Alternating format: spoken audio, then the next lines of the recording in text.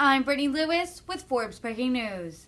At Tuesday's Senate Foreign Relations Committee hearing, Senator Coons took aim at Senator Ted Cruz for launching into a diatribe against the State Department's Chief Diversity and Inclusion Officer. Earlier in the hearing, Cruz claimed the Biden administration is run by radicals. Coons defended the Biden administration's commitment to diversity and asked officials to highlight the importance of diversity, equity, and inclusion. This is today. I am so pleased that you are here. I think this shows intentionality and leadership by this administration. I don't often make a practice of responding to comments by my colleague, the junior senator from Texas. It's not often productive, necessary, or even relevant to the conduct of hearings before this committee.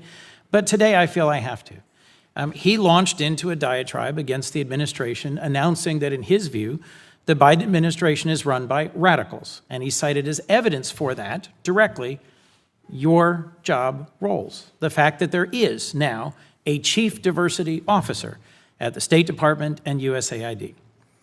Well, I have a little experience with this field from my time in the private sector. I actually spent 8 years at a global manufacturing company. And a global manufacturing company that is a profit-making enterprise, not a social service organization. Over several years, in consultation with McKinsey, its leadership concluded that the demonstrable lack of diversity in our company, in who was being recruited and trained and hired and promoted and who made the key leadership decisions, was having a demonstrably negative impact on outcomes. This was not some woke agenda.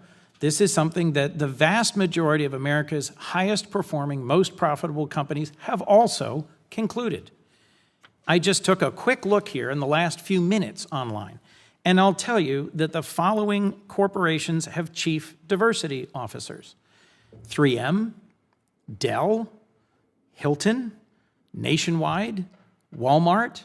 The list can and should go on, because a chief diversity officer is someone who is at the table in a C-suite in a company making recommendations, suggesting strategies for how to make sure that the most talented possible people end up working for that company.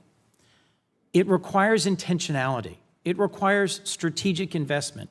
If we're going to have the best possible Americans serving us overseas as diplomats and development professionals. Now, in the dozen years I've been blessed to have the chance to serve here in the Senate, I've also had the incredible opportunity to meet Foreign Service officers and USAID development professionals overseas. These are very tough jobs. They are very demanding, and it requires our very best.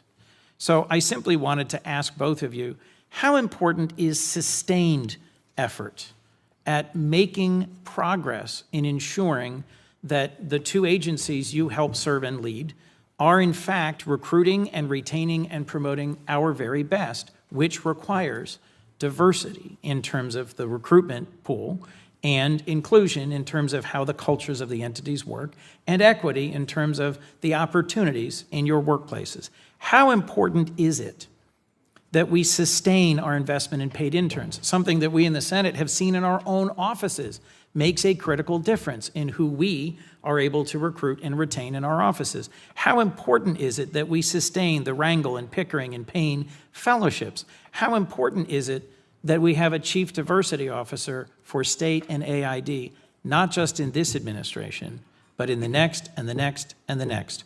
If I could ask one question of the two of you today, it would be, how important is sustained effort around diversity, equity, and inclusion? Madam Ambassador? Thank you so much for the question.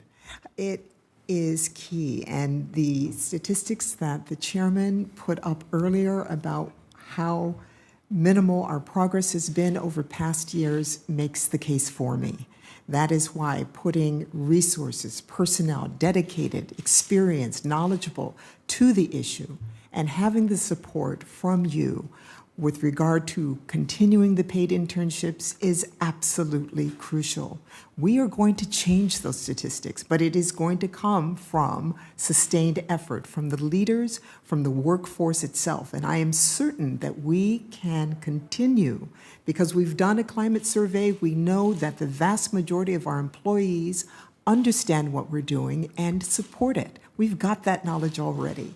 So we're going to change our organization, but sustaining it, absolutely key. Yes. Ms. Jello. Thank you very much, Senator, for that question.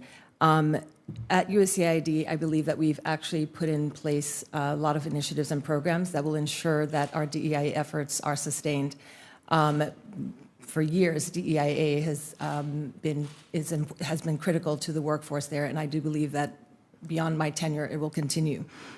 We have a respectful, inclusive, and safe environments training, trained over 6,000 staff members across the agency and in our missions, and offered over 650 RISE training events and seminars. We are happy to say that our 2022 Foreign Service Officer cohort was the most diverse to date, with a breakdown of 52% making up racial and ethnic minorities. Thank you. This includes a higher percentage of Black or African Americans at 18%, Hispanics at 18%, and Asians at 14%.